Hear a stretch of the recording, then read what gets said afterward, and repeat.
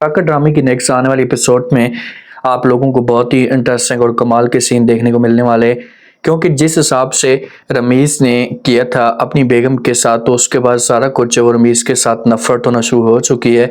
और शफक भी उम्मीद लगाकर बैठी हुई कि भाई रमीज़ को तो अपनी गलती का एहसास हो चुका है, अभी तक ज़रोन को अपनी गलती का एहसास क्यों नहीं हो रहा, या ज़रोन के सामने असलियत खुलकर महम की क्यों नहीं आ रही। अभी तक तो ज़रोन को इस बात का भी नहीं पता चला कि भाई सारे इस घर को बर्बाद करने वाली महम थी, ज़ारा की तबाही की जिम्मेदार महम ही है।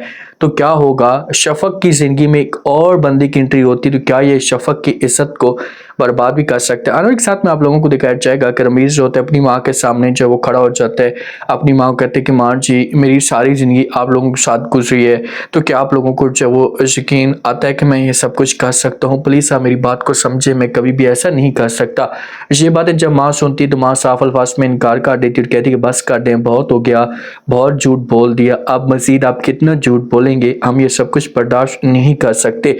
तो वहाँ पर जो ज़ारा भी मौजूद होती है और ज़ारा जो होती है इन दोनों को बोल देती कि बस मैं भी अब ये चीज़ें बर्दाश्त नहीं कर सकती, इसको अपने हाल पे छोड़ दें, जो कुछ भी इसने किया है मैं इस सदमे से अपने आप को जो वो नहीं निकाल सकती। अब ज़ारा को बड़ा दुख होता है कि यार मेरे साथ जो वो रमीज़ ने ऐसा क्यों किया। यहाँ से नाराज़ होकर जाती है जब अपने रूम में, तो पीछे से जो इसकी सास होती है रमीज़ की माँ, ये आवाज़ें देती है, समझाने की कोशिश करती है, लेकिन कोई भी बात नहीं सुनती। ज़ारा का जो दिल होता है ये अंदर से टूट जाता है। ज़ारा को इस मामले पे इतना ज़्यादा दुख होता है कि यार रमीज़ के साथ मैं इतनी मोहब्बत करती थी, तो रमीज़ ने आखिरकार मेरे साथ ऐसा क्यों किया। ये अपनी छत पे मौजूद होती है, आंखों के अंदर आंसू होते हैं, तो रमीज़ इसके पास पहुंच जाता है, जाकर इसके सामने रिक्वेस्ट करता है, इससे माफ़ी मांगने की कोशिश करता है कि मुझे अपनी गलती का एहसास हो चुका है, प्लीज़ आप मुझे माफ़ कर दें। लेकिन आगे से ज़ारा जोगी ये माफ़ तो कर देगी, अब क्या कर सकती है ज़ारा। देखिए कि अब ज़ारा नाराज़ होकर नहीं जा सकती और ना ही वो अपना घर बर्बाद करना चाहती है, लेकिन ये ऐसे बातें ज़रूर कहेगी कि भाई आपने मेरे साथ ऐसा क्यों किया, मेरा कसूर क्या था। अब जिस वक्त शफक को इस बात का पता चलता है ना,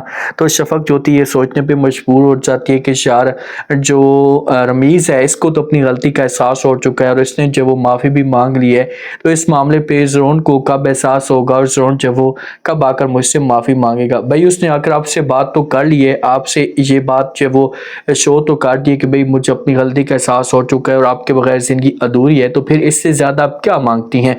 इससे ज़्यादा तो आगे वो आपको कुछ भी नहीं दे सकता।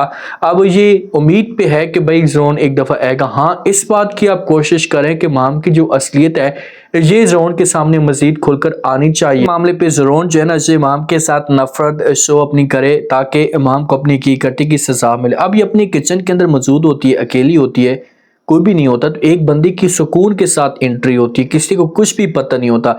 जब इसकी एंट्री होती है तो इसे पहले बाहर का जो दरवाज़ा होता है इसे सुकून के साथ बंद करता है और उसके बाद ये किचन में आ जाता है। जब किचन में आता है तो शफक इसे देखती है, तो शफक बड़ी शॉक्ड हो जाती है। अब ये कौन हो सकता है, क्या राशिद का कोई बंदा होगा।